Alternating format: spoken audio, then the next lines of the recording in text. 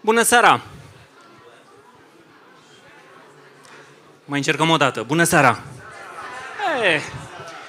Bună seara și bine ați venit la evenimentul de lansare al cărții Călăuze, scrisă de Tiberius Budulea.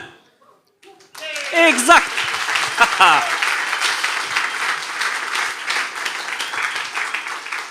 Asta e energia pe care vă invit să o păstrați pe întreaga durată a serii. Căci ne așteaptă 2 ore pe care le vom petrece împreună cu diferite momente, astfel încât să descoperim mai multe despre Călăuze și despre povestea din spatele cărții, din spatele lui Tibi și tot ceea ce a făcut ca acest moment să se întâmple și să aibă loc astăzi, aici și acum.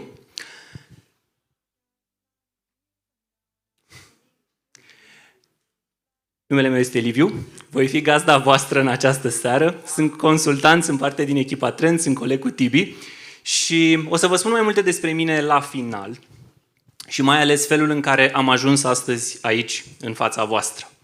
Ceea ce vă propun pentru început este să deschidem conversația cu panelul despre mentoring. Vom avea 2 paneluri în această seară și 2 invitați care vor spune mai multe despre Tibi, despre carte și despre toată această călătorie și totodată un discurs cu care vom încheia seara, discursul lui Tibi despre această poveste.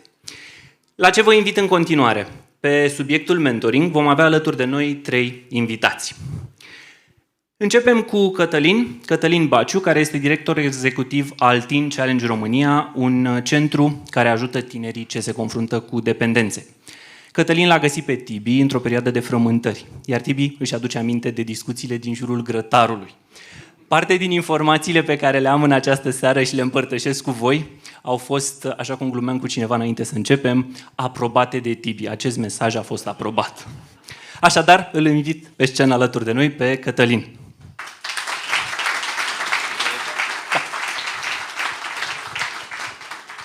Continuăm cu Cristian Voiculescu. De peste 15 ani este mentor și coach pentru studenți. A inițiat programul Liderii de Mâine al Fundației România Pro Culture. Cristian trece și prin programul The Coaching Journey, un program inițiat de Tibi la Trend. Ei se mai întâlnesc din când în când și pe terenul de luptă. E doar airsoft, sunt jocuri de weekend. Cristi, te invit pe scenă. Și în completarea panelului, pe Liviu Spiroiu. Liviu este Software Development Team Lead and Scrum Master la Cognite, iar pe Tibi l-a întâlnit la un curs de management. Liviu este chiar clientul din fragmentul ședinței de coaching, care este publicată în carte. Liviu, te invit și pe tine alături de noi. Bine ați venit! Începem cu câteva întrebări scurte, astfel încât să aflăm lucruri despre voi și mai ales despre relația voastră cu acest subiect al mentoratului. Pe scurt, ce înseamnă mentoratul pentru voi în câteva cuvinte? Cătălin? Pentru mine, personal, mentoratul înseamnă, cred că cea mai profundă, sigură, plăcută cale de a înflori. Okay. Am prea multe puncte oarbe, am prea puține cunoștințe, problemele vieții sunt prea complexe ca eu singur să vin cu toate ideile bune. Okay. Pentru că adevărul că cele mai bune idei din viața mea vin fie de la soția mea, fie de la mentorii mei. În schimb, iau eu credit pentru ele și de asta și îmi place mentoring-ul. Ok. Mulțumim. Cristi? Eu sunt de formație inginer, așa, și știți cum se zice că care este asemănarea dintre un inginer și un câine lup? Este că amândoi au privirile inteligente, dar nu știu să se exprime. Exact. Asta și eu, în primul an de facultate, am avut un laborator la care trebuie să mergi, pauză, un semestru și apoi laborator cu același profesor. I-a știut pe toți pe nume, i-a făcut prezența din memorie, în afară de mine. Zice, dumneavoastră v-ați mutat la grupul asta? Nu, am fost și eu. Am cer scuze. Anul 3, aceeași figură. Cu el, pauză un semestru, din nou cu el, i-a ținut minte pe toți, zice, dumneavoastră? Zic, așa mi-a făcut și în anul 1, sunt Voiculescu, mă știți. Zice, îmi cer scuze. Ăsta eram eu, eram în spate, transparent și pentru că au fost oameni care au crezut în mine, m-au băgat în față, au zis, te pricepi. Ia stai că o să te punem și data viitoare, să fii tu totul prezentator, sunt pe urmele tale de asta. Și pentru că alții au investit în mine, am văzut valoarea și asta mi-am propus să fac și eu. Mulțumim. Mergem mai departe. Liviu? La mine a început conceptul, mi-a apărut în minte în secunda în care am avut primul rol de lead sub orice formă. Deși multe dogme spun că poate e bine să păstrezi o distanță între tine și oamenii care lucrează cu ghilimele de rigoare sub tine, eu am fost de părere că dacă nu ești în tranșee cu ei, dacă nu lucrezi cot la cot și nu legi o relație de prietenie reală cu oamenii cu care lucrezi, va fi extrem de dificil să poți să duci la capăt lucrurile pe care ți le propui. Și atunci, ca să definesc scurt ceea ce consider eu că însemna mentoratul sau un mentor, un prieten care în primul rând te ascultă și în al doilea rând care are un pic mai multă experiență decât ai tu în momentul vieții în care te afli. Ce frumos. Mulțumim. Rămânem la tine și vă invit la o nouă rundă cu aceeași întrebare pentru toți trei. De data asta, gândindu-vă la experiențe pe care le-ați împărtășit într-o măsură deja, care a fost primul vostru mentor? Când e să vă gândiți la acest lucru, care e prima persoană care vă vine în minte? Pentru cei care au trișat un pic ca mine și au citit cartea înainte, vă recomand. Așa, pot să fac o combinație. Și persoana la care eu mă gândesc este o combinație între ideea de mentor și ideea de terapeut, mai ales în anii copilăriei mele. Și consider că primul meu mentor a fost mama mea. A fost genul de persoană pe care am admirat-o, a fost și este în continuare. Este genul de om care a fost mereu integră și care mereu m-a călăuzit, m-a ascultat și a încercat să facă tot ce poate să mă ducă până în punctul în care mă aflu astăzi și o face în continuare. Ce frumos! Mulțumim! Cristi? Aș spune și eu, acum dacă a zis Liviu de familie, trebuie să zic și eu de tata. Când l-am văzut, a intrat pe contrasens, nu mai știu, l-a oprit poliția și i-a dat amendă. Și când putea să scape, așa, și a zis, asta e corect, nu dăm șpagă, luăm amenda, mergem mai departe. Și tata a fost, din punctul ăsta de vedere, a fost un mentor foarte bun pentru mine, l-am ținut minte.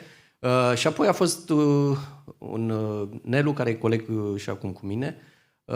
Când eram student, în organizația în care sunt și acum, el era București, la Pitești, și de fiecare dată când mă suna, mă întreba, ce faci, Cristi, cum ești, ce mai e în viața ta? Povesteam întâi despre mine și apoi povesteam și despre ce mai facem, ce activități avem, care sunt nevoile noastre, unde ne-am împotmolit și ce să facem mai departe. Asta a fost exemplu pentru mine. Ce fain! Mulțumim! Cătălin?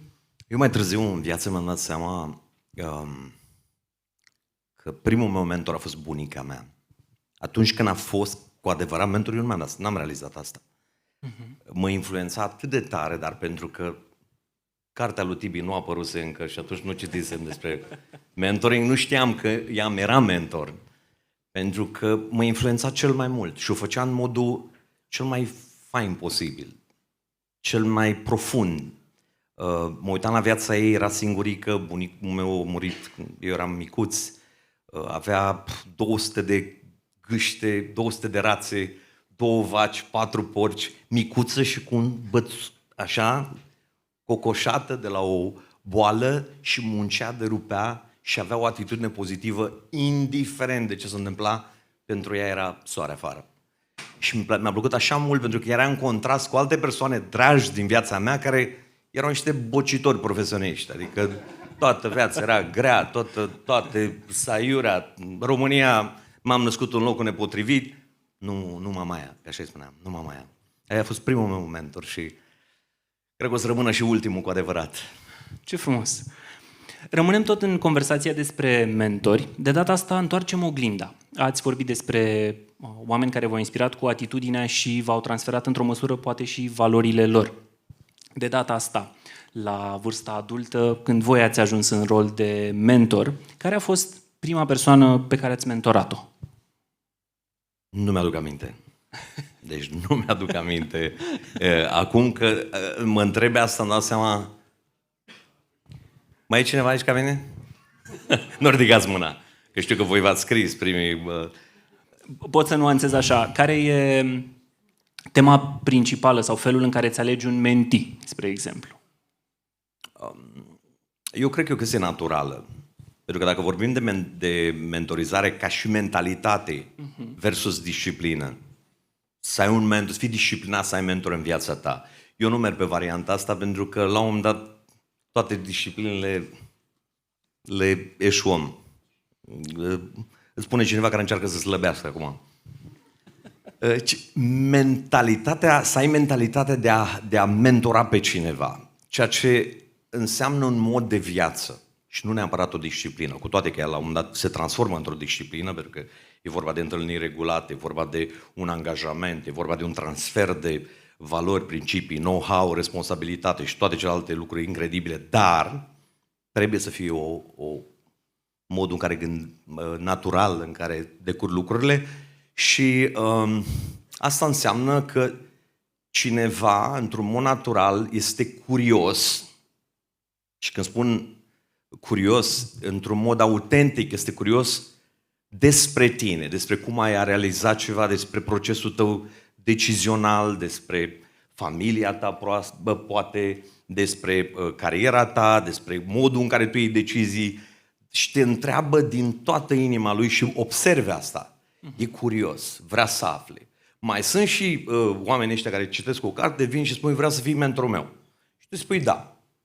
3 săptămâni mai târziu, după ce ai rezolvat vreo 3 chestii urgente, practic era picătura care vărsa paharul, i-ai rezolvat-o, nu mai auzi de la el. Și asta e ok pentru 3 săptămâni, dar dacă e să vorbim, e vorba de ceva natural, de o curiozitate autentică, la care tu dai curs. Și ea poate să dezvolte în ani de zile de relații, poate să fie pentru un sezon, indiferent cum, este o onoare. Okay. Mulțumim. Cristi, primul tău mentee. Primul meu mentee a fost sora mea mijlocie, așa, noi suntem mulți, am 3 surori și un frate mai mic, ăsta mai mic n-am apucat, eram cam taică-s-o pentru el, nu am apucat să-l mentorez, dar dintre cele 3 surori ale mele, eu la toate le-am spus, păi eu citesc, citiți și voi, uite, am așa, una dintre ele a băgat de seamă și a început să citească și cam asta a fost mentorarea pe care am început-o cu ea. Uite, cam asta ar fi bine să citești, hai, iau și pe asta, la altă și pe asta, la altă. La unele m-a ascultat, la altele nu m-a ascultat. Așa, și cam asta este tactica mea de recrutare de mentee. Vorbesc despre ceea ce îmi place să fac și știu și cine trece de filtru că, băi, fratele meu, tu numai despre asta vorbești și zice, zi și mie mai multe despre cum să fac asta, trece și ne vedem. Deci, într-un fel, am filtrul ăsta, că devine enervant și după ce și așa a fost cu Ionuț, de exemplu. Ionuț și acum lucrez cu el, dar el a fost primul om care și-a făcut cont de Twitter, că i-am zis eu. Okay. Și după aia și-a făcut blog, că i-am zis eu.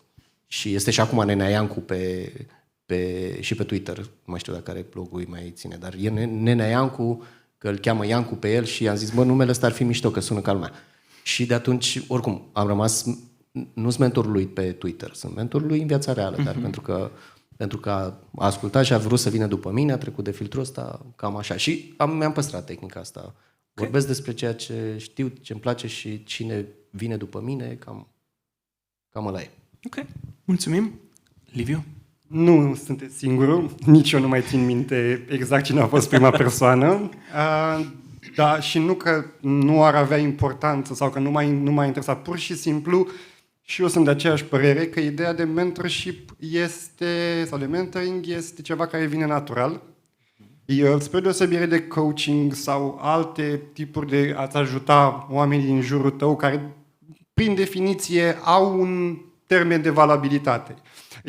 Se vor desfășura în zile, săptămâni, luni, dar undeva se vor opri. Ideea de mentorship mi se pare că este o relație pe care o dezvolți a la lung. Este ceva care pur și simplu vine natural. Și eu sunt o persoană care îi place să vorbească și este foarte entuziasmată de lucrurile pe care vrea să le împărtășească Și cine e dispus să treacă peste faptul că vorbesc mult și că încep să intru foarte mult în detaliu pe anumite lucruri, este binevenit să purtăm o discuție. Și în general cam asta a fost de fiecare dată roadmap-ul. Am cunoscut o persoană, sau mai important, o persoană m-a cunoscut pe mine. De ce spun chestia asta? Pentru că mentoring nu e ceva pe care eu pot să-l inițiez. Să zic, de mâine sunt mentorul tău. De ce? Ca așa vreau eu. Este pur și simplu o relație care se dezvoltă. Și dacă ai un pic de dorință, interes, curiozitate, cum spuneau și antevorbitorii mei, este un punct perfect. Și poate nici nu mi-am dat seama. Recunosc că sunt șanse nici să nu fi dat seama să fi fost mentorul cuiva cândva sau într-o perioadă. De asta nu pot să-ți răspund punctual cine e. Tocmai asta este frumusețea întrebărilor pe care le-am pregătit, să provoace a căuta în cutia cu experiențe și amintiri, încât să vedem ce găsim valoros acolo.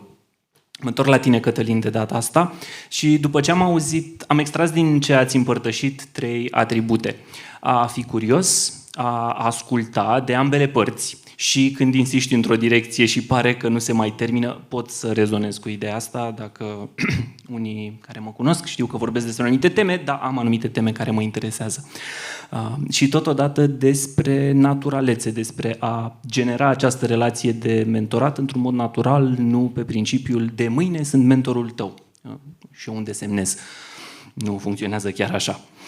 Mă întorc la tine, Cătălin, cu următoarea întrebare. Cum ai mai dezvolta ideea asta a mindset-ului sau a spațiului mental de a îngădui mentori în viața ta? Cum crezi că... Care e secretul ca să lași spațiu pentru a primi pe cineva mentor în viața ta? Eu cred că are de a face cu o revelație. O revelație de a realiza că succesul are mai mulți părinți, mai mulți tați sau mămici.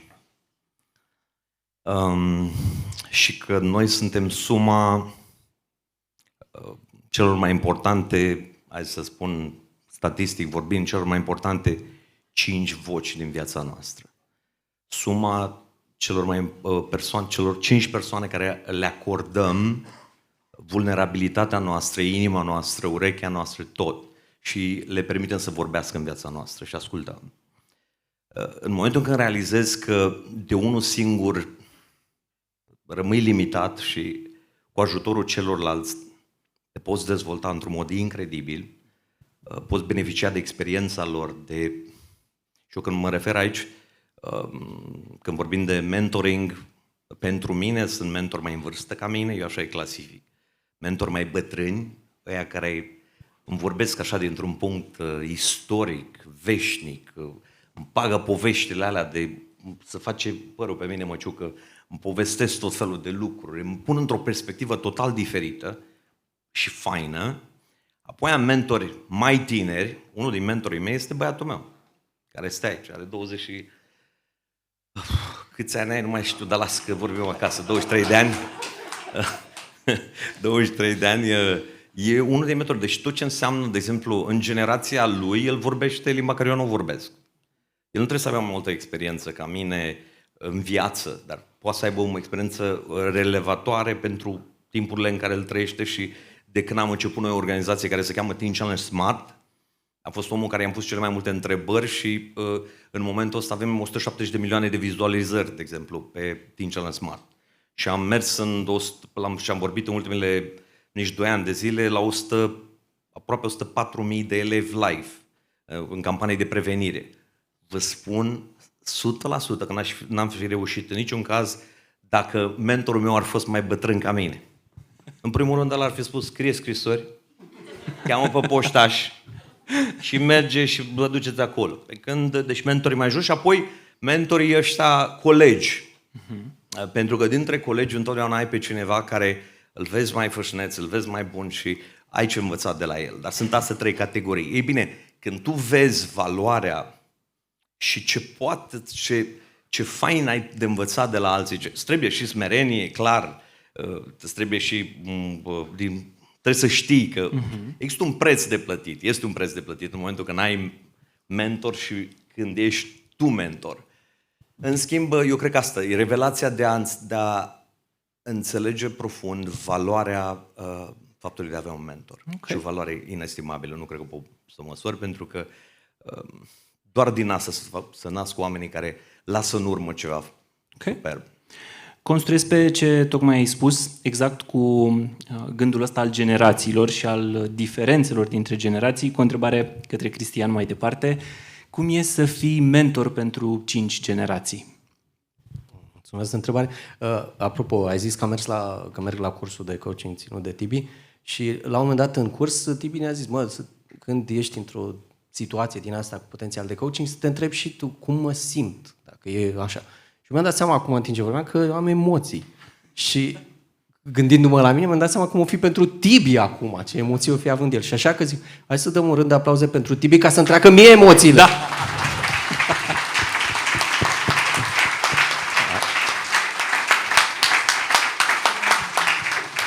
Ajută. Deci, așa. Voiam să zic ceva când povestea Cătălin de... am mers la Brăila, la mama cumnatului meu și ea cosea la ie. Străbunica care i-a arătat, zicea, nu m-a învățat nimeni, am învățat eu după YouTube.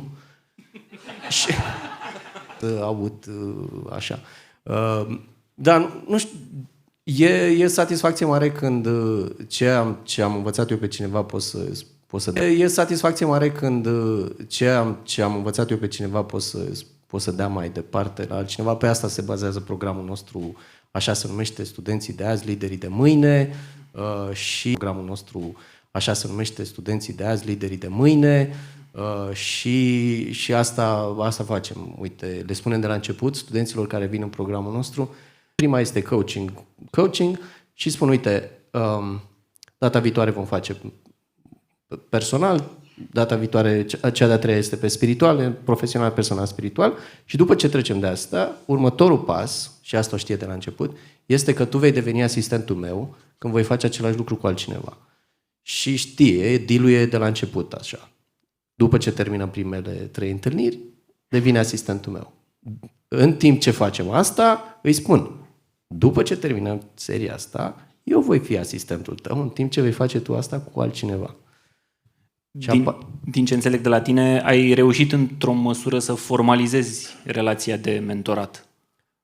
Da, noi am făcut-o transferabil, așa zicem. Nu este chiar mentorat, că e și coaching în el, avem un coaching maidanez, așa, care se poate transmite mai ușor la studenți. E coaching bridge-ul, care se poate învăța din câteva chestii. Eu stau ostentativ, așa, cu foile pe masă. Am coaching bridge-ul, mi-am scris inclusiv desfășurarea întâlnirii. Uite, întreb asta prima dată, după aia fac asta, după aia. Și mă uit. Acum, după mai mult timp, le-am învățat. Dar mă uit pe ele, intenționat, să vadă omul că mă uit la ele. Și spun, uite, vezi ce fac eu, poți să faci și tu. Și unii ne zic, da, am văzut că urmărești un proces, dar e mișto și aștept, văd că pot să-l fac și eu, știi? Ce fain. Da. Și cam așa este, că le spui de la început procesul și e așteptarea că vor face și ei. Super. Mă bucur să aud aceste prime 2 perspective de la Cătălin și Cristian din mediul ONG, din mediul de voluntariat. Și vreau să ne mutăm către Liviu cu o întrebare de diferență de domeniu sau de cum se aplică și cum se vede mentoratul în business, mai ales, că ai spus mai devreme, apropo de formalizare, că într-adevăr nu poți să faci cu rigla și creionul mentorat, e nevoie de o relație naturală acolo. Cum vezi în relație cu businessul subiectul mentoratului? Sunt de părere că, dacă ne gândim puțin logic, în timpul săptămânii, mare parte din timp ni-l petrecem la muncă. Asta dacă avem un job fix și nu suntem pe freelancing. Atunci vă invidiez dacă nu aveți un job fix în fiecare zi. Și mi se pare mediul propice pentru a porni o relație de mentorat. Pentru că îți oferă timp. Și asta e cel mai important lucru. Dacă vrei să fii cu adevărat un mentor și cineva, un mentee, își dorește să fie lângă tine, să învețe, să-l ghidezi, să-l ajuți, îți trebuie timp. Și drept urmare, ca să revin, asta vreau să zic. Mediul de business este mediul propice.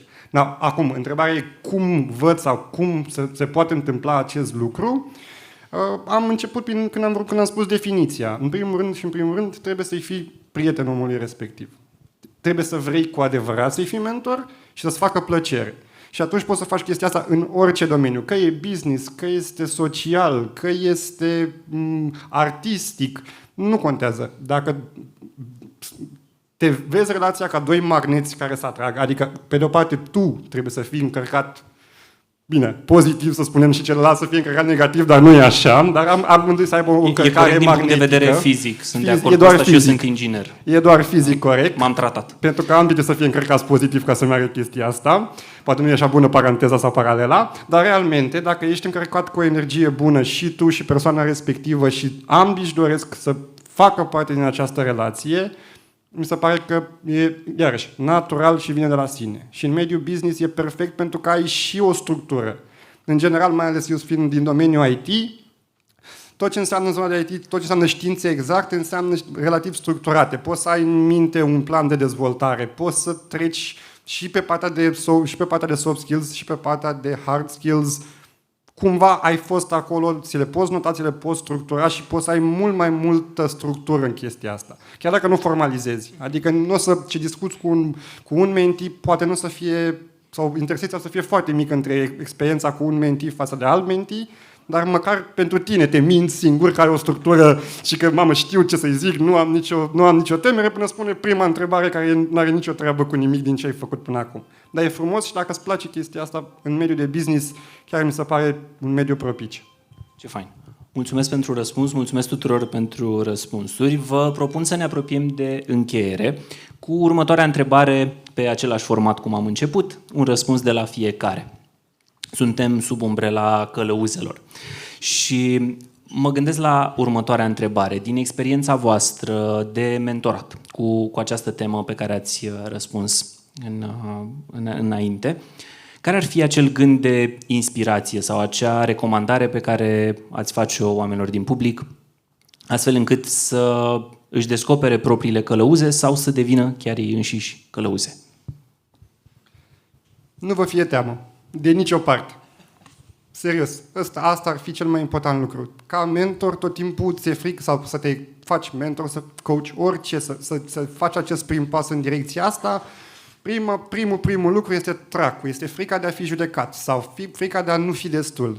Ghiciți ce? Niciunul dintre noi nu e destul în ochii cuiva. Și poate suntem suficienți în ochii noștri și în ochii oamenilor din jurul nostru. Și atunci, ca să faci un prim pas către mentor, nu vă fie frică de a fi judecați. De partea cealaltă, ca mentee, este nevoie de foarte mult curaj să ceri ajutor în orice direcție. Iarăși, să recunoști că nu ești în punctul în care ți-ai dori. Căutați-vă oameni pe care îi admirați sau măcar care v-au câștigat respectul într-o oarecare măsură și fie-vă curaj să spuneți, băi, ajută-mă în chestia asta. Cereți ajutorul pentru că nu e deloc rușinos, din contră. E nevoie de foarte mult curaj să recunoști că ai nevoie de ajutor. Ce fain. Mulțumesc. Cristian? Eu tot ce vreau să zic este că sper că într-o zi cineva să vorbească și despre mine cum a vorbit Tibi despre oamenii care au fost mentori la un moment dat în carte. Deci m-am uitat așa cu atâta admirație și asta vreau să zic și merită să investești în niște oameni pentru că, nu știu, până la urmă asta este ce contează cel mai mult. Firmele se schimbă, banii se schimbă, toate lucrurile astea, dar relațiile rămân veșnice.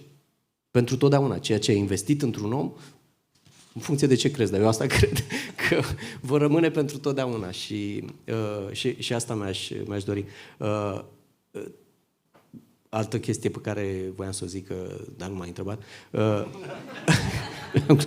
Am glumit. Nu o aveam de zis. Lucrăm la editare, după aia se rezolvă. Azi de dimineață soacra mea a citit și ea primul capitol din carte și a zis, băi, să-mi iei și mie cartea asta, că îmi place cum scrie băiatul ăsta. Deci asta e încă o motivație să...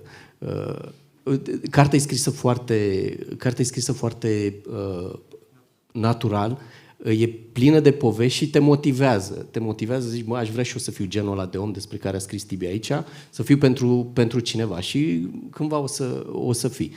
E un deficit mare de mentori. Noi vedem asta cu studenții. Da, ok, sunt pe TikTok, sunt pe YouTube, învață foarte, foarte multe lucruri. Dar nu poți să faci toate greșelile în viață. N-ai atâta timp să le faci pe toate. Eu știu că am fost la Airsoft. Am făcut o grămadă de greșeli. Le am și acum pe mâini și pe față am avut câteva. Dar una este când le înveți tu pe pielea ta, pe banii tăi, și alta e când îți zice cineva, mă, nu mai sta așa, stai un picuț mai așa și să vezi că când te ia cineva la munte și zice, hai cu noi că te băgăm cu noi în echipă, jucăm 24 de ore Airsoft, și zic, ce e arma asta, mă, stai că nu-i bună, ia o pastă la altă și se trage așa, nu așa. Asta este începutul unei povești. Când cineva te ia de sub aripa lui și zice, vino după mine, și așa cum zicea și Cătălin, am și o mentor mai tineri, copiii mei îmi zic, tati, la vârsta voastră, la 60 de ani cât aveți voi, dar unul dintre ei este el și unul dintre băieții mei, de fapt amândoi, dar fiecare pe cât un domeniu. Și când zice, vino după mine și fă chestia asta, mă duc după el. Și asta aș vrea să cândva oamenii să zică, am învățat asta de la tine, mulțumesc frumos. Contează pentru totdeauna. Ce fain. Mulțumim mult, Cristian. Cătălin? Cred că gândul, dacă ar fi, și ăsta ar fi ultimul meu speech legat de mentoring, aș spune două chestii. Unul e citatul meu favorit și vi-l spun la urmă și ce aș spune acum este când ești un mentor, te îmbogățești tu într-un mod incredibil. În afară de faptul că îți aduce aminte lucruri care tu trebuie să le faci, numai că acum îl înveți pe altul și îți dai seama, ups, eu îl învăț pe ăsta ceea ce eu trebuie să fac acum și e un reminder incredibil și chiar un trigger foarte bun ca să trecem la treabă. Toate statisticile arată și este o scurtă listă cu ce îi face pe oameni cu adevărat fericiți.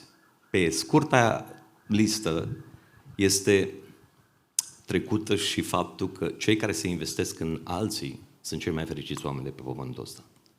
Atunci când ce ai, dai tu mai departe, și Domnul Iisus Hristos a spus atât de frumos, mai ferice să dai decât să primești.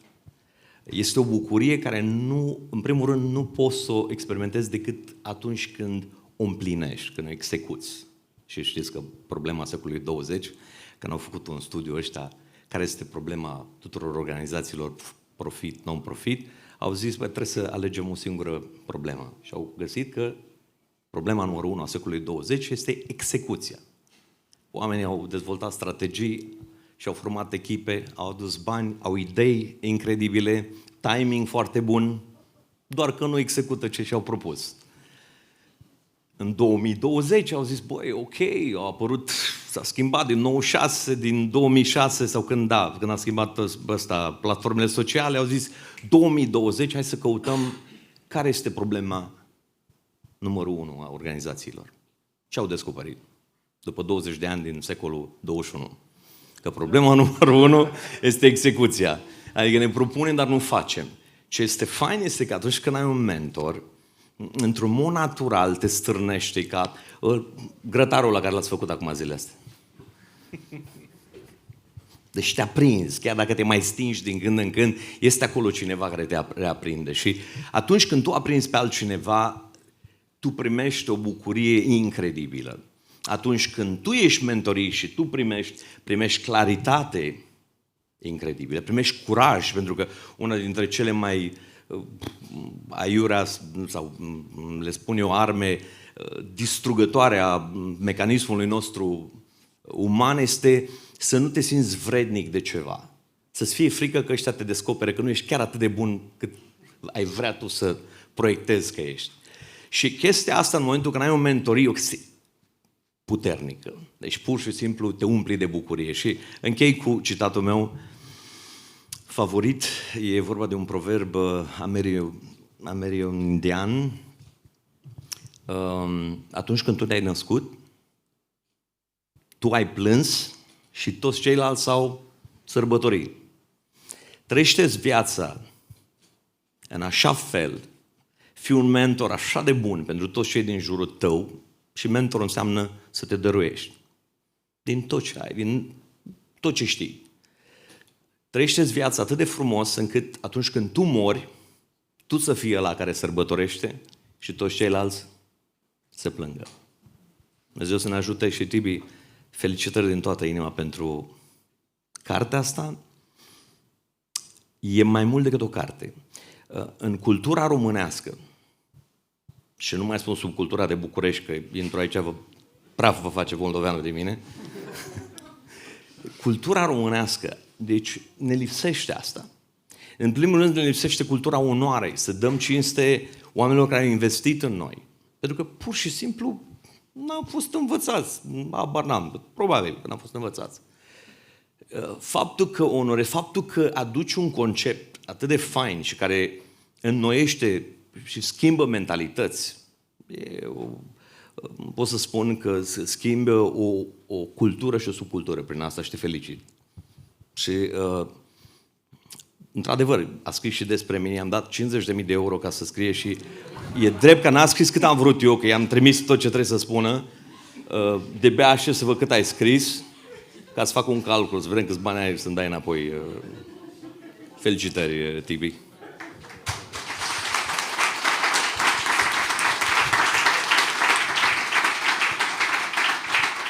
Dragilor, vă invit să mai aplaudați odată invitații noștri.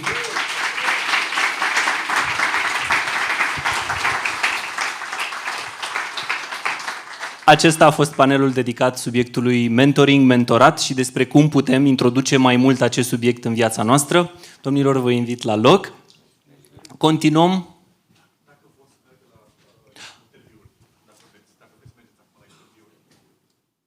Interviuri în partea dreaptă. Și Eli vă semnalează, cu ea veți sta de vorbă.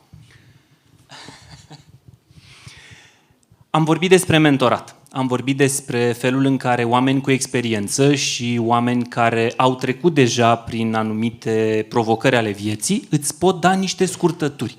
Pentru mine, atât în carte cât și conversația la care am asistat astăzi aici, am extras gândul acesta că poți să furi meserie, poți să afli cum să ajungi mai repede într-un loc, dacă întrebi bătrânii satului.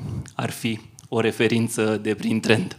Dacă îi întrebi pe oamenii cu experiență, dacă te uiți la cei care au trăit acea poveste și îți pot da scenariul în linii mari. Nu o vor trăi pentru tine, ci îți pot spune cam pe unde sunt pericolele.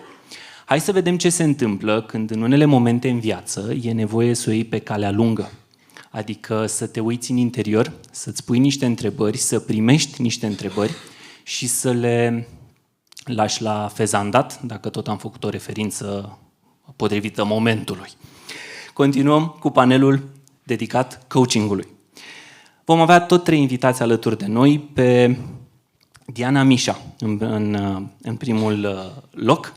Diana este Executive Director la OTP Bank România și se ocupă de HR, Customer Experience și Marketing. Ea a lucrat alături de Tibi și Trend în multiple proiecte de consultanță. I-a spus lui Tibi la un moment dat că el a fost coachul care a provocat declicul. Diana?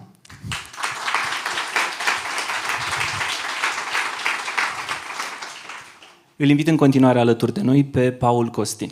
Paul este coach și partener la Coaching Partners. I-a fost supervizor și mentor lui Tibi când acesta a trecut prin propriul proces de formare și certificare. Tibi l-a uimit cu faptul că l-a cerut specific pe el. Paul.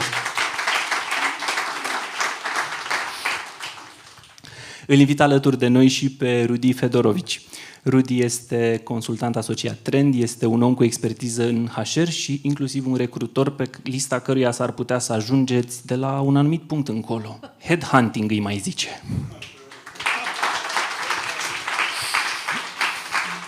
Dragilor, bine ați venit! Începem conversația cu o întrebare de manual. Ce înseamnă coachingul pentru voi în câteva cuvinte? Care este relația voastră și felul în care definiți voi coachingul din propria experiență și muncă? Bună seara, în primul rând. Mulțumesc, Tibi, pentru invitație și mulțumesc pentru onoarea de a mă fi menționat în această carte minunată. E foarte greu să dai o definiție coachingului. Eu o să vă spun cum simt eu coachingul și ce a însemnat pentru mine atunci când m-am format. Și asta a fost cu foarte mult timp în urmă, probabil 12 ani. A fost o perioadă de 2 ani în care m-am reeducat, sau poate m-am educat pentru prima dată și am făcut-o singură, un tip de self-parenting, dacă vreți, de care am avut nevoie pentru a putea trece peste o perioadă dificilă. A început cu o criză, cum încep multe procese de coaching sau multe procese de dezvoltare personală. Și am văzut lumina asta care m-a călăuzit și pe mine dintr-un spațiu dificil din viața mea către a învăța instrumente cu care să mă ajut pe mine în primul rând, pentru că am făcut-o pentru mine, da, în prima fază, și apoi, sigur, am început să lucrez cu alții și am folosit ce învățasem ca să îmi recalibrez relațiile și mai ales să-mi gestionez un mare salvator care mă chinuia și m-a chinuit mulți ani și să pot să îmi schimb poziționarea în relații astfel încât să ne fie bine tuturor. Ce fain. Altfel avem multe definiții pentru coaching. Definiția personală. Nuanțez întrebarea așa. Paul? Da, și eu vreau să-i mulțumesc lui Tibi că m-a ales să fac parte dintre voi și este o mare onoare. Mulțumesc, Tibi. Despre coaching, clar că sunt multe definiții care circulă. Prima mea interacțiune cu coaching-ul a sunat ceva de genul ce faci cu mine, bestie, și mi s-a spus fac coaching și am zis, da, bine, e de bine.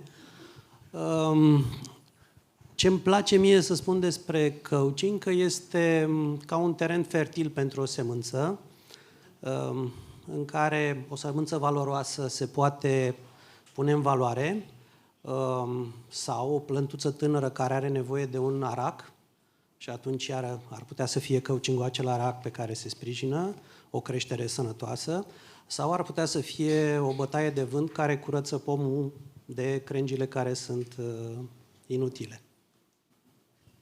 Cam asta este coaching-ul pentru mine. Ok. Mulțumim. Rudy? La rândul, mulțumesc pentru încredere, deși nu reușesc să înțeleg de ce. Da, pentru că mă încearcă acel sentiment al ce caut eu aici. Eu, sigur, am ceva experiență livrând coaching, dar e așa, lăutărește mai degrabă după ureche, n-am o formare propriu-zisă și atunci definiția mea o să fie profund personală. Și din perspectiva celui care a fost antrenat și din perspectiva celui care a antrenat. Pentru mine asta este în primul rând, e un antrenament, e un antrenor, e cineva care la un moment dat, ca la balet sau ca la alte sporturi de genul ăsta, îți arată, îți pune o oglindă și spune, uite așa miști piciorul. Vezi, ăsta e felul în care miști piciorul și nu se potrivește cu ceea ce vrei să dansezi. Uite-te la tine, te ajut să te vezi, te oglindesc, îți oglindesc ceea ce faci și în felul ăsta, antrenându-te, vei schimba felul în care faci mișcarea aia. Poate te ajut și să înțelegi cum o fac ceilalți. Asta m-a ajutat pe mine, asta a produs pentru mine schimbările. Ok, mulțumim, Rudy. Rămânem la tine cu următoarea întrebare. Având în vedere că am ascultat deja prezentările și conversația despre mentorat, vă invit să ne uităm la niște diferențe. Ce credeți că diferențiază coachingul de mentorat? La fel, eu am avut în egală măsură și ghinionul și norocul din punctul ăsta de vedere. Am avut ghinionul că am trecut printr-o tinerețe extrem de narcisică. Mă vedeam, nu credeam să învăț a muri vreodată. Eram așa, cine mai e ca mine? Și atunci am avut această repulsie față de ideea de a învăța. Am respins. Ce vrei tu, bă, să-mi spui mie? N-ai tu ce să mă înveți. Toți sunteți niște proști. Dintr-un motiv sau altul m-am schimbat și am avut norocul să întâlnesc oameni de la care am avut ce învăța, care mi-au fost mentori, și am avut și ocazia să angajez antrenori, să angajez coach care să mă ajute să cresc. Poate cel mai bun mentor pe care l-am avut m-a mentorat scriindu-mi scrisori. E un neamț care are vreo 80 și ceva de ani acum, și care a debutat în meseria asta pe vremea când meseria asta pe care o fac eu, aceea de headhunting, n-avea încă un nume, era în pionierat, și care îmi scria scrisori despre tinerețea lui, despre felul în care el se simțea când era de vârsta mea și când era în momentele în care eu eram. Cred că aici e diferența între coaching și mentoring. Cred că mentoring este mai degrabă lasă-mă să văd cine ești, lasă-mă să văd cine ai fost. Coaching este mai degrabă ajută-mă să văd cine sunt, ajută-mă să văd cine voi fi. Mulțumim. Paul? Da, am auzit multe definiții frumoase despre mentoring aici și valoroase. Și de aici aș putea trage concluzia că mentoring este despre a ști și despre a fi făcut lucruri în viață care să merită să fie transferate într-o formă. Coaching-ul, din punctul ăsta de vedere, l-aș vedea zona de a fi, în care ai suficient de multă experiență încât să poți acorda răbdare, încredere și un lucru foarte, foarte important, să poți să spese atât de mult încât să accepți creșterea așa cum este ea definită de cel din fața ta. Ceea ce este greu, conform spuselor celor care trec prin procesele respective, mai ales într-un tip de cultură în care ne pricepem și la mașini, și la fotbal, și la merge politică, și la merge și așa, avem și shortcut-uri. Coaching-ul este despre multă răbdare, în primul rând, cu tine și cu toți cei din jurul tău. Mulțumim. Diana? Aș putea să intru în informații foarte tehnice privind diferențele și asemănările dintre cele două tipuri de intervenție, dar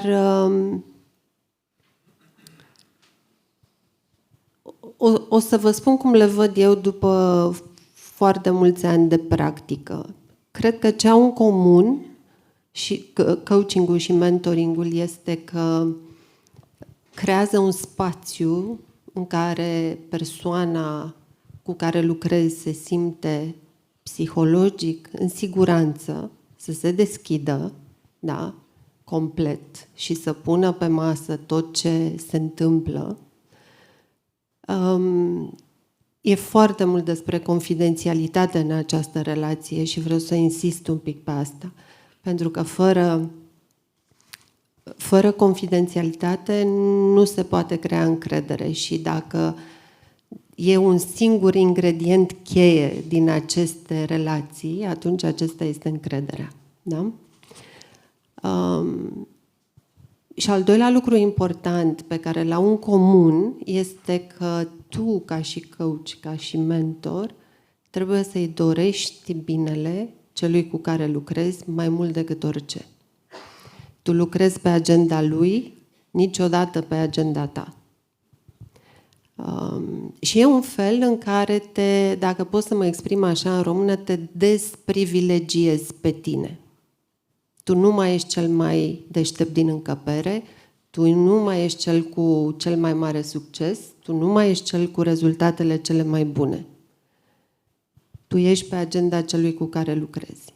Și e un tip de smerenie pe care o practici mult când ești în acest rol.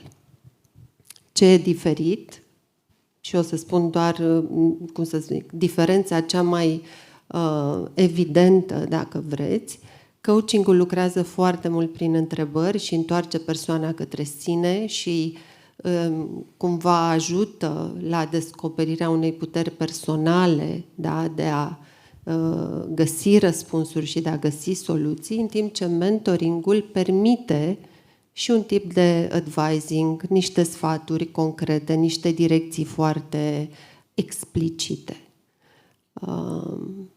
Merg foarte bine separat și merg foarte bine împreună. Depinde cât de mult își propune cineva să se dezvolte. Ce fain.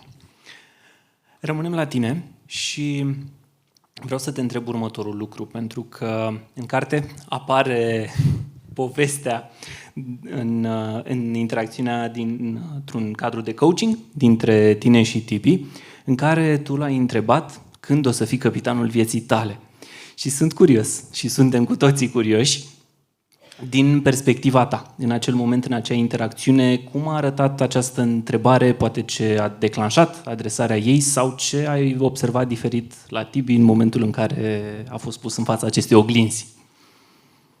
Eu l-am cunoscut pe Tibi în vara anului 2016. Mi-aduc aminte, de-abia preluasem resursele umane la noi în bancă și căutam un partener, o companie, da, cu care să ne facem toate planurile de învățare, de training, de dezvoltare și așa mai departe.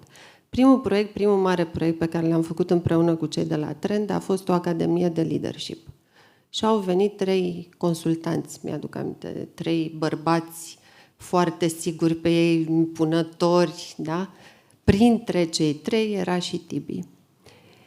La clasă, în conversații, absolut luminos, absolut sigur pe el, absolut, cum să spun, deținea adevărul și soluția și cheia. Și era foarte bun la clasă, avea un succes mare în toate grupele. Și la una din ediții, eu nici nu mai știu dacă tu ai propus asta sau eu am propus sau ne-am trezit pur și simplu în această conversație.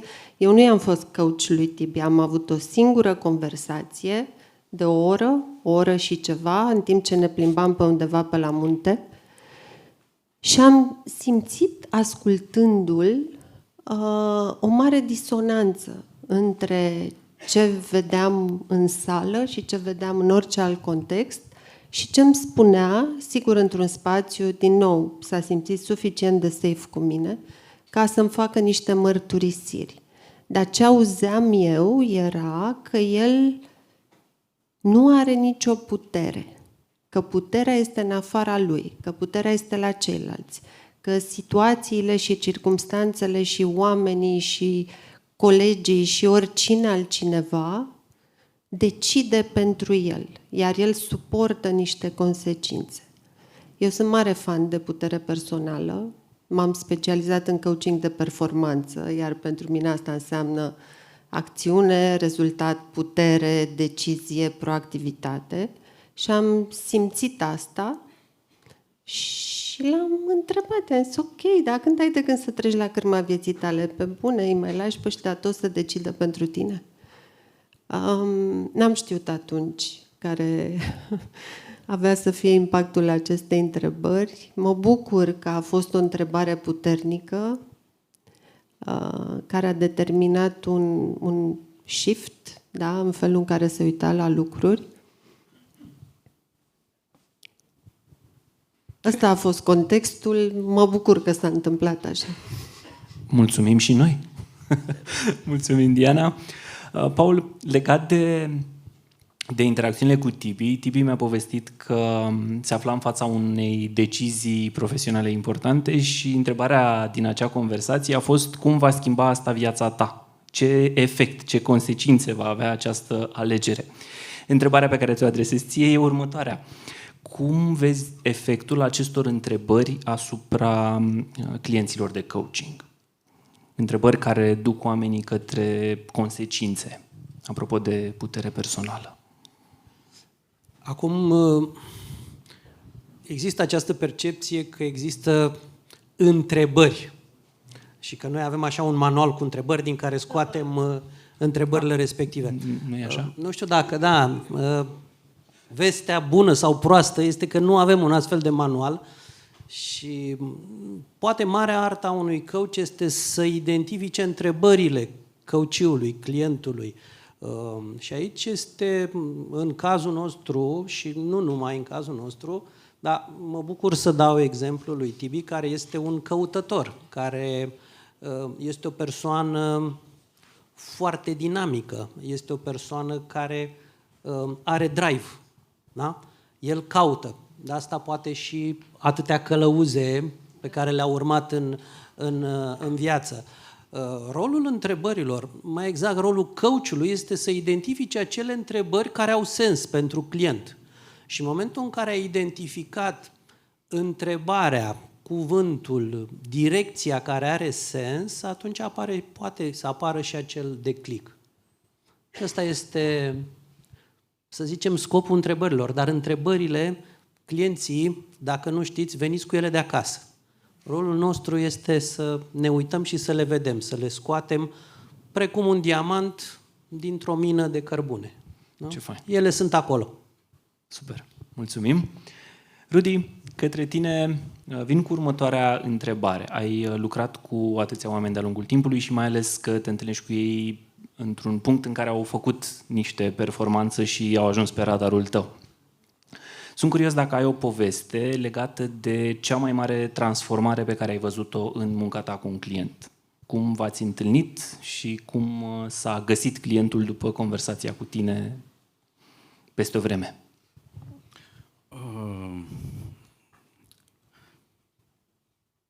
Cât timp avem?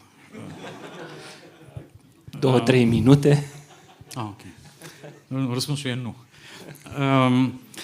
Dar îmi vine în minte un client care a venit la mine, cred că avea vreo 40 de ani, 40 și un pic de ani și mi-a spus: Rudi, vreau să mă ajut să devin CEO.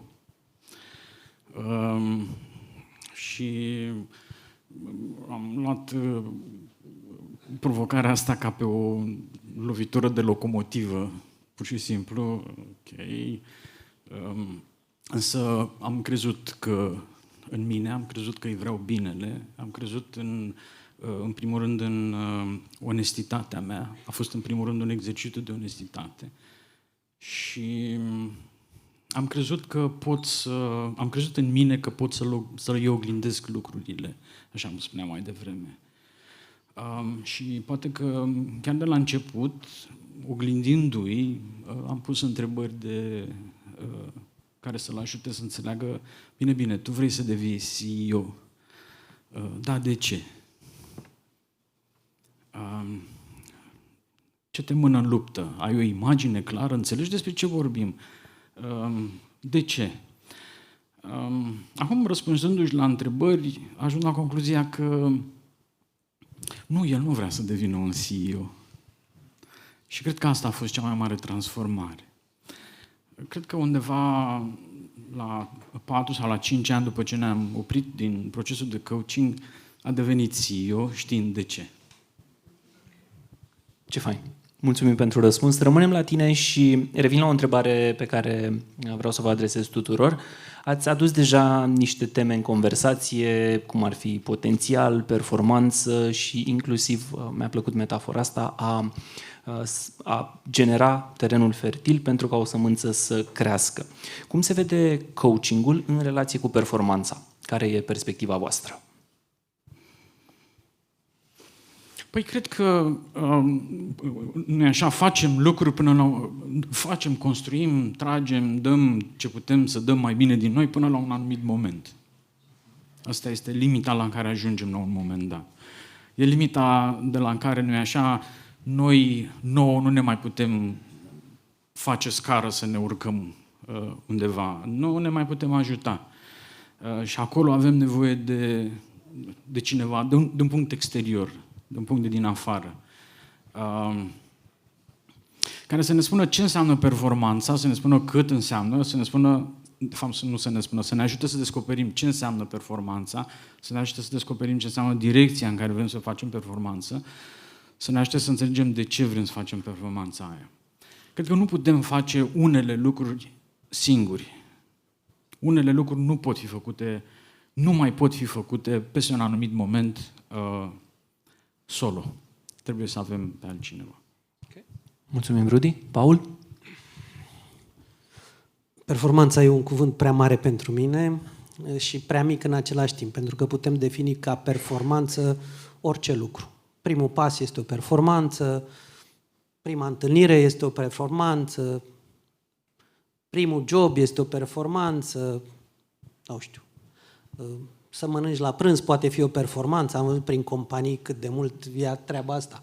Ce mâncăm la prânz, cu o oră, două înainte, oamenii încep să-și pună problema asta existențială. Bă, dar noi ce mâncăm la prânz? De unde comandăm? De acolo, adică lucruri consistente.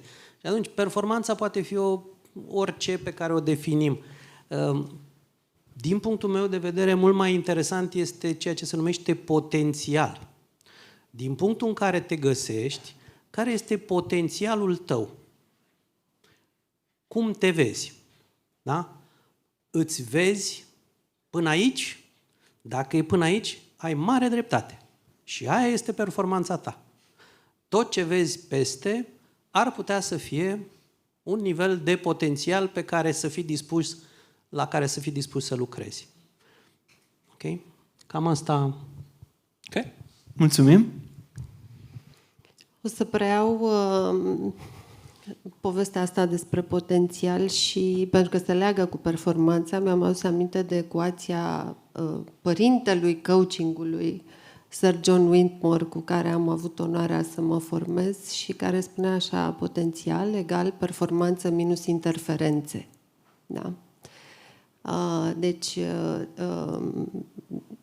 m-aș uita mai degrabă la potențial și mi-a mai venit în minte ceva când mă gândeam la asta. Noi existăm în prezența celorlalți. Fără să avem un martor, o călăuză, un ghid, un suport, o relație, mi-e teamă că potențialul pe care fiecare din noi îl are nu poate fi atins. Fain. Mulțumim pentru răspunsuri. Ne apropiem de finalul acestui panel și dacă mentorilor le-am cerut un gând, vă o să vă cer o întrebare.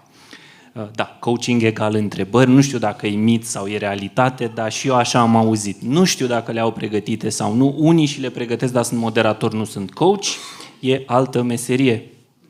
Ce întrebare, întrebarea pe care vreau să vă adresez la final e fix despre întrebări. Și anume, care este cea mai puternică întrebare de coaching? Nu neapărat un panaceu, nu folosește pasta 9 din 10 dăți, ci una din experiență personală, o întrebare pe care ar putea să o ia și cei din sală, astfel încât să plece către descoperire acasă. Așadar, care e cea mai puternică întrebare din perspectiva voastră și un eventual de ce? În practica mea, una dintre cele mai puternice întrebări, și cred că colegii mei, cei care s-au format în coaching, sigur au dat de ea, e undeva foarte subliniată, este what else? Când omul zice că a găsit toate soluțiile, a scos toate informațiile, a terminat tot procesul de investigare, de analiză, de concluzii, adauge această întrebare: și la ce altceva te mai poți gândi? Creierul nostru este construit și, de fapt l-am programat din școală să răspundă la întrebări. Și mai face un ultim efort de a mai găsi ceva, de a mai găsi o perspectivă. Și asta ajută foarte mult. Mulțumim. Și eu, care tocmai spusesem că am o relație specială cu întrebările, cred că v-aș pune aici mai degrabă o mică povestioară cu un tip cu care am lucrat într-o perioadă în care eram mai la început și pe care îl admiram la vremea respectivă era doldora de bani și mi se părea că e totuși un lucru senzațional să reușești o performanță materială, substanțială și mergeam cu mașina cu el la un moment dat și tot îmi povestea cât de mult își dorește el un anumit tip de mașină. Era un Aston Martin, un anumit tip. Am stat, l-am ascultat, în fine am avut eu niște întrebări deștepte acolo, până când la un moment dat n-am mai rezistat că, încă o dată, și l-am întrebat: Gogule, dar ești doldora, pe bune, du-te mâine și bagă mâna în buzunar, ia-ți mașina respectivă. Și atunci el mi-a dat o lecție extraordinară și eu ce mai îmi doresc pe urmă. Da? Cam asta este lucru. Și aici merg în what next. Întotdeauna și în coaching există obiectivul mai înalt, care există scopul mai înalt, pentru că avem o tendință să vedem lucrurile relativ pe coajă, așa, să vedem lucrurile curente, ceea ce este foarte important. Întotdeauna există un scop înalt care, dacă ni-l descoperim, ăla devine un drive extrem de important pentru noi, acea lumină, acea luminiță pe care căutăm să o identificăm pe undeva, pe la capătul tunelului, ăla este elementul esențial. Ok, mulțumim. Rudy? Mulțumesc. Da, nici eu nu cred neapărat într-un glosar al întrebărilor și nici nu m-am priceput vreodată să le folosesc în felul ăsta. Răspunsul meu are două părți. Cred că o întrebare, atunci când pui o întrebare, cred că poți să faci două greșeli care trebuie evitate. Una este aceea de a pune întrebări pentru care răspunsul este extrem de evident. Nu-l ajută cu nimic pe client. E atât de evident, e atât de acolo încât nu faci nimic, nu e o contribuție. La extrema cealaltă este întrebarea a cărui răspuns este atât de ascuns pentru client, atât de inaccesibil pentru el în momentul ăla, încât la fel nu-l ajută. Și atunci cred că, pentru mine cel puțin, întrebările cele mai bune sunt întrebările alea care sunt suficient de evidente, pentru care răspunsurile sunt suficient de evidente, dar sunt încă nevăzute, sunt încă blurate. Și îl ajută, îi sunt la îndemână clientului, îi sunt în zona de, hai să spunem, acea proximă dezvoltare. Cel mai frecvent s-a întâmplat pentru mine ca întrebarea asta să fie de ce. Mergând mai departe, dar de ce? Și totuși de ce faci lucrul ăsta? Am văzut că e o întrebare puternică, acea întoarcere la de ce. Ce fain. Rudy, Paul, Diana, vă mulțumim mult de tot pentru răspunsurile voastre.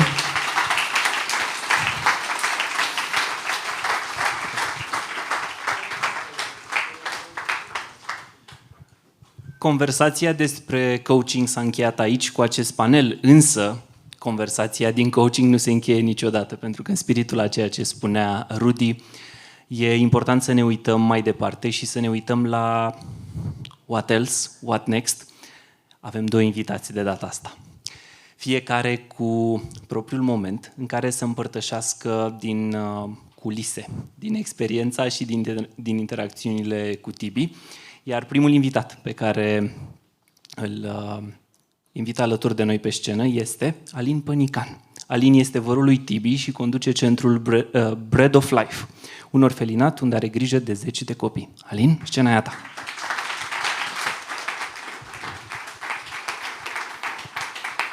Bună seara! Mai puteți? Cam serioase discuțiile aici, așa că eu o să încerc să vin cu niște amintiri din copilărie, să ne mai relaxăm un pic. Nivelul de profunzime deja dă senzor overload la mine, așa că n-am luat nici tableta să notez, încerc să magazinez. Eu vă dau niște pastile din copilărie, cred că sunt printre puținii din încăpere care îl știu pe Tibi de mai mult de 40 de ani, corect? Câțiva pe aici care am copilărit, mătușa, da, îl știu de mai bine de 40 de ani. Pentru cei ce ați citit cartea și vă uitați la mine și vă întrebați cine e ăsta, e ok. Eu i-am dat 50.000 de euro să nu scrie despre mine în carte. De-aia, poate la volumul 2 mai vedem, dar de asta nu apar decât la un moment dat verișorii acolo. Eu sunt cel mai mare din verișorii lui, dintr-o familie mai numeroasă personal și n-am avut frate mai mare. Sunt cel mai mare din 7, de aceea pentru mine Tibi a fost fratele mai mare pe care nu-l aveam. Stătea cu 2 etaje deasupra, avem multe amintiri împreună și îți recunosc că am căutat să văd care sunt primele amintiri pe care le-am cu tine. 2 concurează între ele. În ambele scenarii, You Blew Me Away. Prima are legătură cu o pasiune de-a lui. Nu știu dacă știți, din copilăria lui avea o colecție fenomenală de filme cu Jackie Chan. Era un fan extraordinar, 21 de filme, imediat după Revoluție, 21 de filme cu Jackie Chan. Le vedeam împreună și ca orice copil, el, mai mult eu copil, el adolescent, ceea ce vedeai trebuia să practici. Și învăța el scheme de karate și cu cine să le practici. Cu vărul mai mic. Prima amintire pe care o am cu el este când he blew me away cu spatele la caloriferele comuniste de metal. El mă învăța pe mine tehnici defensive, eu trebuia să mă apăr și el dădea cu piciorul. Și mă apăram până la calorifer, că mai încolo mă apăra caloriferul. O altă amintire, tot așa din copilărie, care îmi vine în minte și nu știu care a fost prima, că aia încercam să o caut, a avut legătură cu singurul moment din viața mea în care m-am simțit și eu deștept. A fost un moment în care, știi cum, senzația aia ca și când primești un Oscar, ceva, l-am avut și eu în clasa 3-a, eram un băiat destul de bun la școală, nu? Și în clasa 3-a a avut tata o înțelegere cu mine. A zis: Alin, dacă iei anul ăsta premiul la școală, îți iau o bicicletă. Țin minte discuția aia. Era cu câteva luni de zile înainte să termine școala. Cred că am tras tare și s-a terminat anul școlar. Cred că n-am fost pe la școală în ultimile zile când a fost premierea. Mătușa mea, mama lui Tibi, care lucra ca și doctor la școală, vine acasă cu premiu. Zice: Alin, ai primit mențiune 3 la școală. Uite aici, ți-am adus eu premiu, că n-ai fost la școală. Ăla a fost momentul în care m-am simțit cel mai deștept de pe fața pământului. Și am zis: zic, mama, acum mă duc la tata, zic, tată, am luat premiu, i-am bicicletă. A durat cam o lună de zile acest moment al meu, că după o lună de zile nu știu ce a căutat Tibi pe la mine prin bibliotecă și vede cartea primită premiu și zice: ce caută cartea mea la tine? În momentul ăla m-am uitat și mi s-au năruit toate, corăbile s-au scufundat. Zic, nu sunt așa deștept. Mătușii mea, cum e ea abilă, a inventat un premiu pentru mine ca să poată să-mi ia tata bicicletă. Și ăla este un moment pe care nu o să-l uit niciodată, că m-ai făcut să mă simt groaznic. Mai am câteva. Eu știu pe Tibi exact ca în carte, acel idol al meu, fratele mai mare, cu abdomen, cu părul blond, cu vesta aia pe care mi-a dat-o mie, cu un dragon desenat pe spate. Eu îi număram flotările pe vremea aia, că atâta puteam să fac. Mai am multe amintiri, dar mi-a dat și el 50.000 de euro înapoi și a zis să nu le spun. Sunt multe călăuze pe care le-am avut în viața mea, Tibi fiind una dintre ele. Fratele mai mare, da, făceam tot felul de trăznăi împreună. Nu suporta câinii că lătrau noaptea, plecam cu puști și cu pietre să dăm după câini. Și dacă nu îi prindeam, dădeam în geamurile de la școala generală, că tot erau acolo. Tot felul de trăznăi de genul acesta. Mai târziu în viață am avut alte călăuze, ca și mătușa mea, care, văzând faza cu premiul, a zis în clasa 8-a că e cazul să mă meditez un pic la română și matematică. Mersi tușa că mi-ați plătit meditațiile. După ele, tata a tras concluzia că nu se lipește nimic și m-a trimis la un liceu industrial să am o meserie brățară de aur. Și l-am dezamăgit pe tata, călăuza mea, care la sfârșit, când trebuia să dau acel examen ca să fiu electromecanic auto, examen de a schimba plăcuțele de la mașină. Așa era pe vremea lui Ceaușescu, ca să fii electromecanic, testul era să schimbi plăcuțele, să le dai jos și să le pui la loc. I-am zis atunci, zic, tată, nu prea îmi place chestia asta. Nu prea îmi place, îți mulțumesc. Știu că tu, cu sudoarea mâinilor și a frunții, întreții o familie numeroasă, mie nu prea place. Mai mult îmi place economia. Și pentru că în viața mea, în clasa 12, a apăruse o altă călăuză, cu care merg pe drum de vreo 27 de ani în diferite forme, soția mea, Roxana, cea mai frumoasă persoană din viața mea, când am văzut-o că ea s-a dus la management, zic, tată, mă duc la economie, dau economie la BAC. Zice, ce-ți trebuie ție economie? Nu vrei să ai și tu o diplomă acolo de electromecanic? Zic, nu, mă duc acolo, că mi-am făcut eu niște calcule ușoare în cap, zic că o am pe Roxana în față cu 2 ani de zile, ea ia toate materialele, că e studioasă, învață, mi le dă mie, fii atent cât de ușor trec prin viață. Și am și diploma. După aceea, așa am și făcut. Am urmat călăuza Roxana, statul român a vrut să mă ia în armată, am mai urmat o călăuză și m-am dus și mi-am făcut un master numai ca să fug departe de toate lucrurile. Ce s-a întâmplat în tot acest parcurs al vieții mele? Plecând de la călăuza Avăru, cu mătușa, cu soția, cu toți ceilalți. Din toate, exact cum citiți și în carte, ca să fac referire la carte, toate interacțiunile pe care le-am avut în viața mea, fără să-mi dau seama, m-au dus într-un punct. Și într-o joacă la un moment dat cu niște prieteni care mergeau, să nu mă audă Cătălin, dar în zone din Vaslui, să ajute oameni din comunități sărace, ceva în inima mea s-a mișcat în momentul acela. Și așa, pe la vârsta de 19-20 de ani, am format un ONG numit Bread of Life, care în ultimii 20 de ani tot ajută copii din comunități sărace, prima dată să le acoperim prima nevoie, cea din stomac. Și mi-am dat seama, e un verset în Biblie care îmi place foarte mult, în Proverbe 20:11, spune că copilul lasă din copilăria lui să se vadă dacă căile lui viitoare vor fi unele bune sau unele greșite. Văzând lucrul acesta și văzând copiii, foarte clar se vede. Și atunci ne-am dat seama, ca și călăuze ale lor, nu e suficient să le dăm numai mâncare. Că devin mai solizi și îți dau mai bine în cap. Și am început atunci să punem un mare accent pe educația lor, pe conectarea lor la medii și la influențe. De aceea, astăzi, în București, avem undeva la peste 50 de tineri care sunt în procesul de mentorare avansat. Și îi mulțumesc foarte mult lui Tibi, că în programul lui ocupat și când văd cu câte persoane interacționează și câte face, își găsește resursa de timp și de energie să ne dea o mână de ajutor. Nu suntem mulți, sunt unii pe aici prin spate, nu-i menționez să nu se rușineze, dar cam asta facem. Ce mi-am dat eu seama în viață, și cred că asta așa ca o idee de luat acasă pentru noi, acest proces de călăuze, exact cum ați auzit și mai devreme, uneori se întâmplă intențional. În realitate, cel mai des, îl facem natural, organic. Și este foarte trist când vezi cât de greu se construiește și cât de ușor se dărâmă. Peste 350 de tineri mi-au trecut prin mâini. Ieri jucam volei cu vreo 30-40 și așa din copilărie, cum suntem noi foarte competitivi, când vedeam pe cineva că dă la volei pasă proastă sau dă pe lângă minge, simțeam cum îmi pognesc măselele. Și mă întorceam și mușcam din tricou să nu zic nimic. Pentru că am văzut în viața mea, orice mentor, orice coach, indiferent cât de mult este intențional față de tine și când vorbești cu el, vorbește frumos. Dacă atunci când ești într-o mulțime, trece pe lângă tine și nu te bagă în seamă. Sau joci volei cu el și strigă în gura mare de aude toată lumea, Elena, de ce te-ai băgat la mingea asta?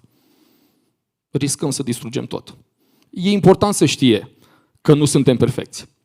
Dar e foarte important pentru noi, ca și călăuze, unii pentru alții, că interacționăm cu zeci de persoane zilnic, să realizăm că producem o influență. Și din neatenție s-ar putea să dărâmăm mai mult decât construim. Doamne, ajută-ne să fim călăuze bune. Mulțumesc mult, Tibi! Mulțumim și noi, Alin. Aplauzele sunt pentru Alin.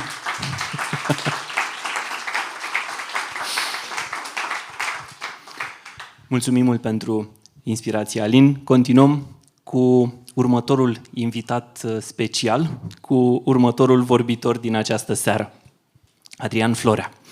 Adi este un antreprenor de cursă lungă. A fondat Trend Consult în anul 2000, iar cel mai recent proiect al său este SoNexy, o aplicație care face învățarea sexy.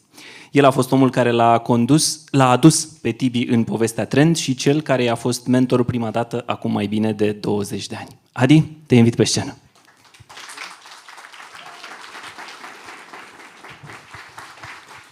Eu mă simt ca la nuntă. Sunt foarte mulți oameni cunoscuți. N-am niciun speech. Mie mi-a spus Tibi că o să fiu într-un panel, după care am aflat că există și un scenariu și că o să vorbesc singur. Și vedeți, cei care vorbesc singuri nu se califică la scaun și nici nu au ajutor cu întrebări. Trebuie să inventeze lucruri. Da? Ca atunci când ții un speech la nuntă, nu? Despre miri. Că e cunoscut. Și inspirat de Alin, am căutat să-mi aduc și eu aminte când l-am cunoscut pe Tibi. Cea mai veche amintire, te rog confirmă dacă e comună, da? Sau e una mai veche, e cu noi beți, cel puțin cu mine, beat. Cred că te-am bătut la șah. Și m-am supărat și am plecat în cameră, vorbind despre diferența dintre religie și credință. Nu? Și tu îmi vorbeai în verseturi, sau versete, așa, și eu ziceam să mă lași în pace cu prostiile astea, că eu am o relație specială cu Dumnezeu. Ai ceva mai vechi de atât? Nu? Se întâmpla în urmă cu 22, 23 de ani. Nu cred că puteam, sub nicio formă, să-mi imaginez acum 23 de ani această seară. Și cred că asta ar fi ideea cu care aș vrea sau pe care aș vrea să o îmbrac în discurs. Tibi pentru mine reprezintă un exemplu de transformare greu de crezut. Dacă înțelegeți referința, e greu de crezut. Spuneți-mi, vă rog, eu am scris o carte, by the way. De ce n-ai spus în prezentare că am scris o carte? Și destul de recent, adică am avut lansarea în septembrie. Eu știu cam ce simte Tibi în momentul ăsta. Și spuneți-mi, vă rog, v-ați gândit măcar o dată, așa, măcar o dată, să scrieți ceva? Ia, mâna sus, cine a avut măcar o dată acest gând? Da? Foarte tare. Nu știu dacă se poate filma, a zice peste 90%. Aș vrea să ridice mâna și cine a scris o carte.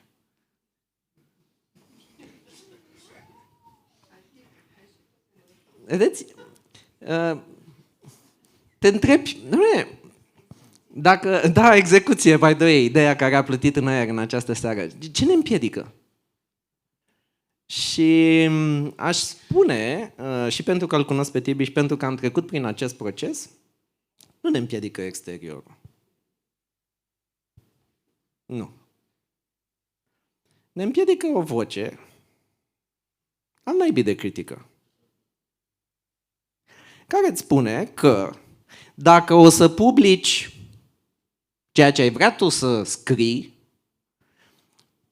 toată lumea va avea acces la cele mai intime gânduri ale tale pe care tocmai le scrii acolo. Și toată lumea va avea ocazia să te vadă așa cum ești. Iar uneori va avea ocazia să te vadă așa cum n-ai vrea să fii văzut, deși ești. Și e un tip de critică peste care majoritatea nu reușim să trecem. De la Tibi, din noaptea aia, în care singura referință era un verset sau mai multe, și Tibi care se lasă astăzi văzut prin această carte, unul dintre puținii care pot să ridice mâna la întrebarea ai scris sau doar ai vrut să scrii? E o cale mare. Și el zice că am pus și eu o cărămidă.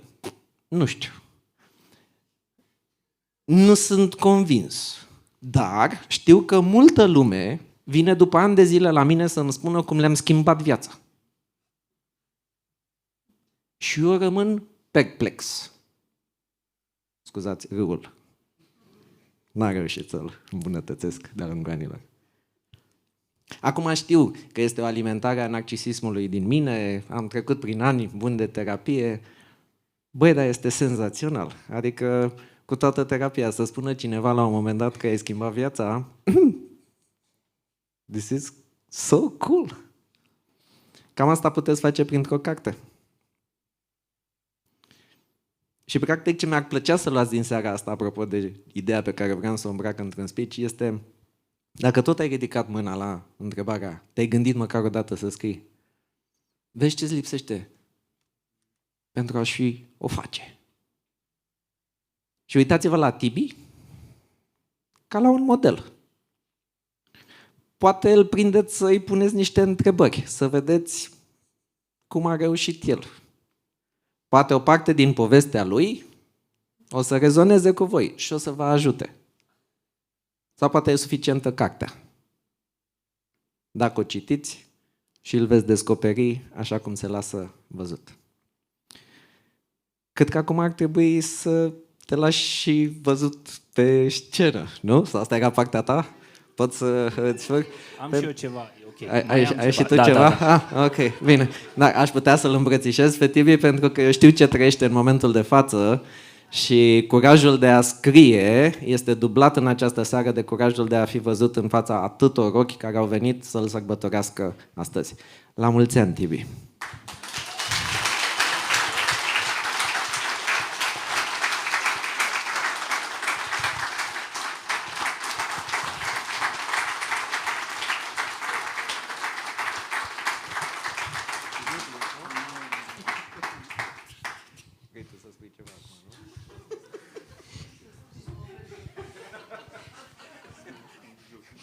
N-am ce să zic aici.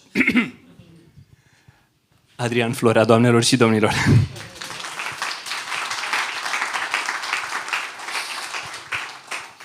Tibi a făcut bine că s-a apropiat de scenă, pentru că urmează să ne spună perspectiva lui. E cea mai din interior perspectivă a serii.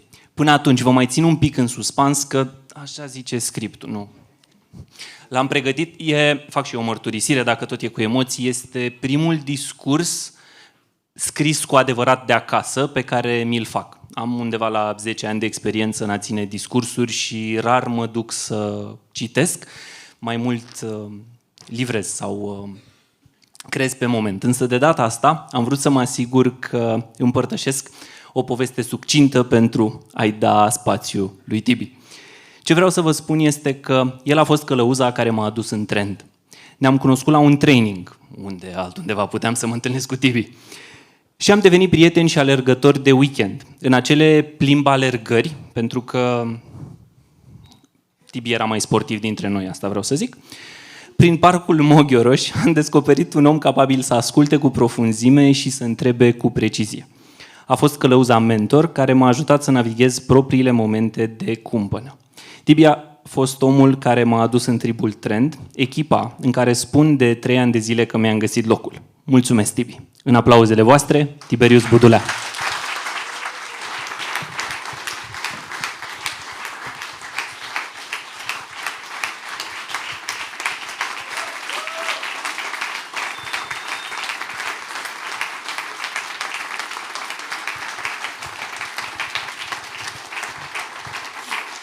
Mersi mult.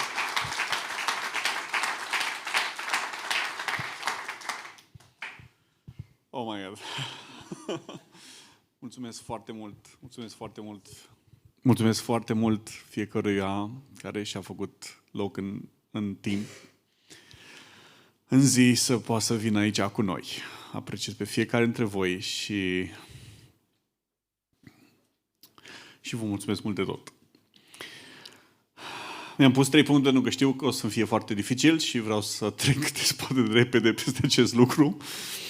În primul rând o să spun că în spatele cărții există o idee de a ajunge la 10.000 de studenți și elevi, dar nu numai de a li se mâna cartea, ci realmente de a putea să interacționăm cu ei. Să citească cartea ar fi un prim început. Dar să facem conferințe pe tema asta și oameni dintr-o nouă generație să aibă ce noi n-am avut. O claritate în ce privește deschiderea una de a fi mentorii noștri. Să știe că pot să vină și să găsească o scurtătură, să găsească un pic de înțelepciune sau să știe când are nevoie de un coach sau să știe când are nevoie de un terapeut sau să știe când are nevoie de un partener de viață și cum să caute lucrul ăsta. Și asta e misiunea din spatele cărții. Ajutați-mă, vă rog frumos, în misiunea asta. Cine dorește să dea join la lucrul ăsta, suficient nevoie este. În al doilea rând, am avut un motiv al meu pentru a scrie cartea asta. Dincolo de compasiunea pe care o am pentru generațiile cu care lucrez, de inima mea care este pentru ei. Există câțiva oameni a căror valoare nu pot să o pun în cuvinte și în cazul ăsta mă refer la copiii mei.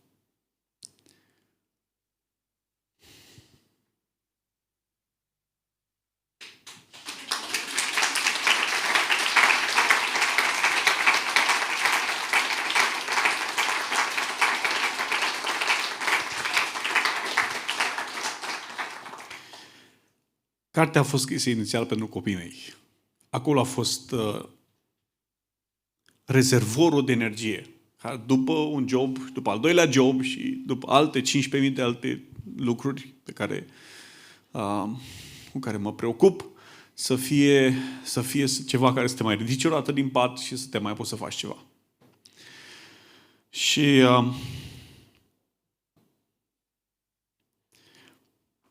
sunt două gânduri care se bat, sunt în conflict în capul meu. Pe de o parte,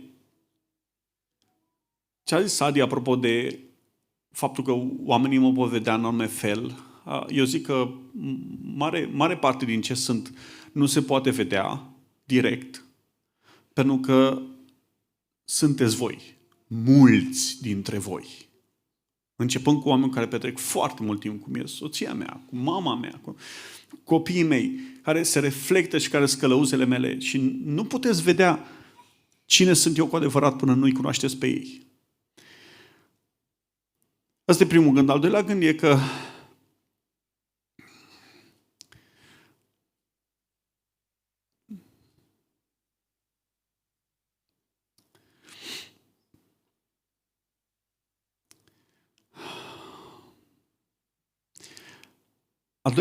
că am avut eu nevoie foarte mult de cartea asta. Foarte, foarte, foarte mare nevoie.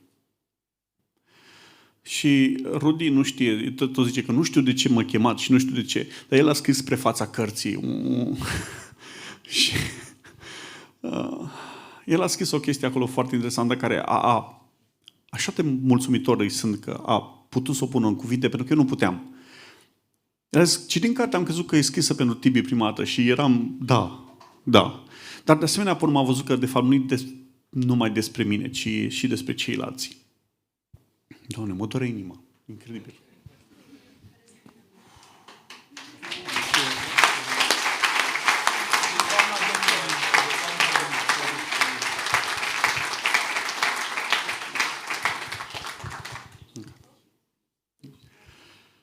Da, cred că o să zic niște apă, nu sper să nu leșin aici. Ar fi culmea. Da. Nu mă interesează. Mersi mult.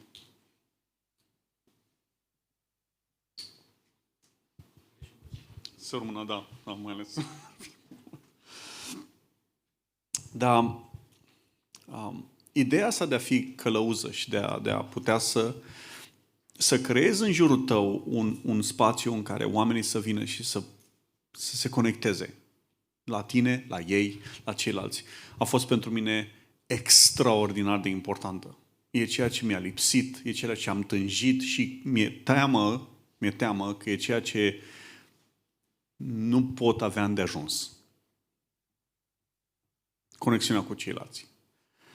Cred că e ceva acolo. Eu cred că Dumnezeu a avut un motiv pentru a pune chestia asta în mine și multă parte din viața mea lucrul ăsta a fost un dezastru total pentru că m-a băgat în locul unde n-ar fi trebuit să ajung. Dar acum, uitându-mă la voi, la atât de mulți oameni,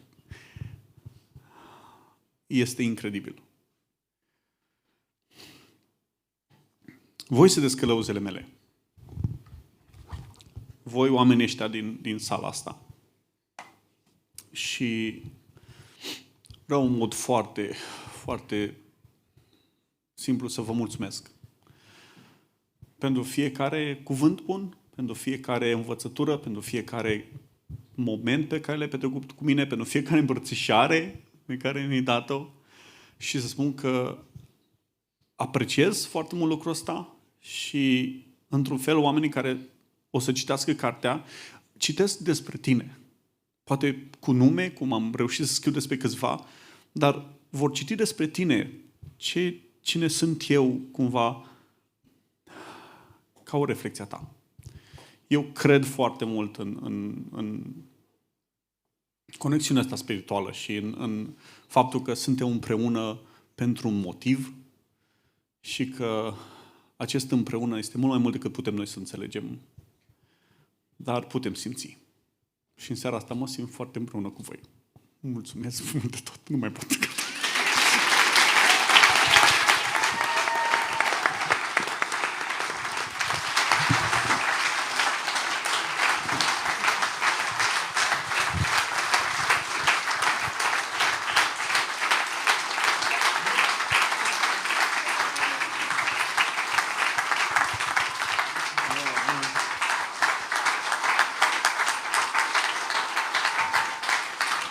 Aplauzele sunt pentru Tibi și într-un moment nescriptat îl mai invit un minut alături de noi pe scenă.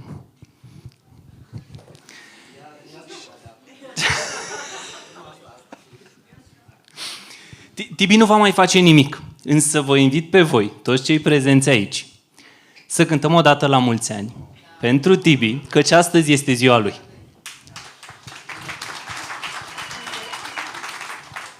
Varianta mulți ani trăiască, nu? Sau mulți ani trăiască,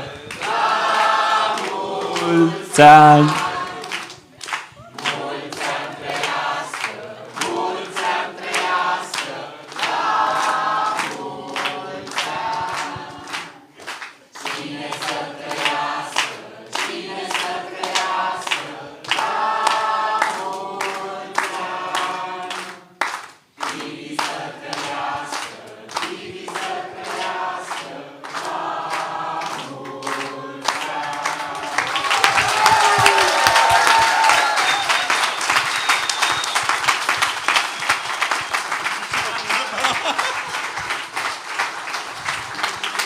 La mulți ani, Tibi!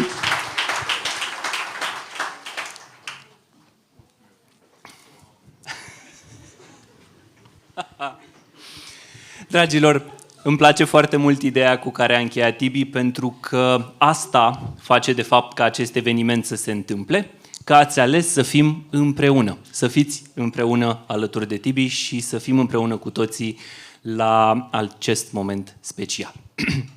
Din script mai fac parte doar vreo 2 idei și apoi încheiem seara cu scenă, însă vă dăm întreaga scenă vouă și anume vă invităm să rămâneți în spațiu pentru conectare și a descoperi noi călăuze în preajma voastră. Ce mai am să vă zic este următorul lucru, câteva mulțumiri către Stup, gazda noastră de astăzi, Origin Music, Bread of Life și Trend.